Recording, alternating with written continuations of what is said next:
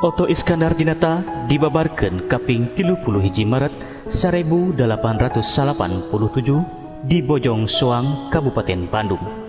Ramana Nata Atmaja, ibuna Siti Hadijah. Oto sakola SD-na di HIS Bandung diteruskan ke Quick School Onderbouw atau sakola guru bagian kahiji. Terus sakola deui di Hoger Quick School atau sakola guru luhur di Purworejo, Jawa Tengah. Beres sakola, Oto jadi guru HIS di Banjarnegara, Jawa Tengah. Bulan Juli 1820, Oto pindah ke Bandung ngajar HIS jeung Perkumpulan Perguruan Rakyat. Dina kagiatan saacan kemerdekaan, Oto pernah jadi wakil ketua Budi Utomo cabang Bandung periode 1821 nepikeun ka 1824 serta jadi wakil ketua Budi Utomo cabang Pekalongan tahun 1824. Oto jadi anggota Gimenterad atau Dewan Kota Pekalongan ngawakilan Budi Utomo.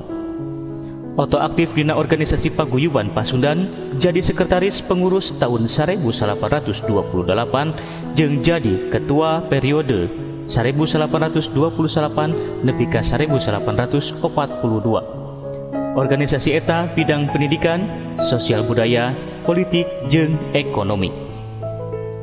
Oto jadi anggota Volksraad atau Dewan Rakyat seperti DPR nu dibentuk di masa Hindia Belanda periode 1830 nepikeun ka 1841.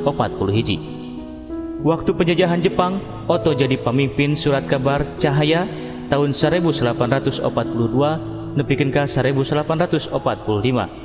Terus jadi anggota BPUPKI jeung PPKI nu dibentuk ku pamarentah Jepang janga bantu persiapan kemerdekaan Indonesia.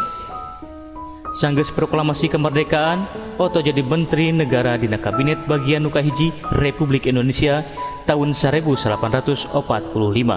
Tugasna nyiapkeun dijieuna BKR di bagian-bagian rakyat nu aya di Indonesia. Dina ngajalankeun tugasna, Oto ngecewakeun salah sahiji bagian. Oto diculik ku kelompok nu ngaranna Laskar Hitam nepi ka leungit jeung kabunuh di daerah Banten. Pernahna Oto pupus mah di daerah Mauk, Tangerang, Banten kaping 20 Desember 1845 dina usia 48 tahun. Oto Iskandar Dinata jadi pahlawan nasional dumasar kana surat keputusan Presiden Republik Indonesia nomor 008 TK tahun 1873 kaping 6 November 1873. Salah sahiji monumen perjuangan Bandung Utara di Lembang, Bandung ngaranna Monumen Pasir Pahlawan diwangun pikeun ngaabadikeun perjuanganana.